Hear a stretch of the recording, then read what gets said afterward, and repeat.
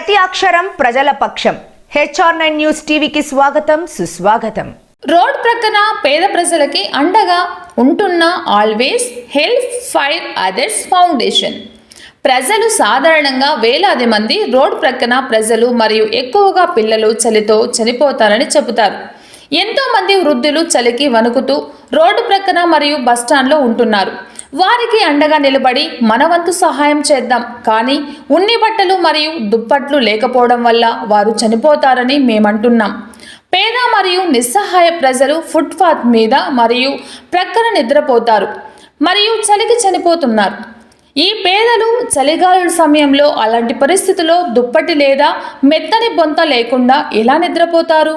రాత్రంతా చలిగాలులు వీచడంతో వారు వణుకుతున్నారు మరియు కొంతమంది వృద్ధులు మరియు పిల్లలు ఈ అలల కారణంగా చనిపోతున్నారు. ఈ పేదలకు ఉన్ని దుప్పట్లను పంపిణీ చేయాలని అనుకున్నాం. వారు శీతాకాలంలో చలి నుండి తమను తాము రక్షించుకోగలుగుతారు.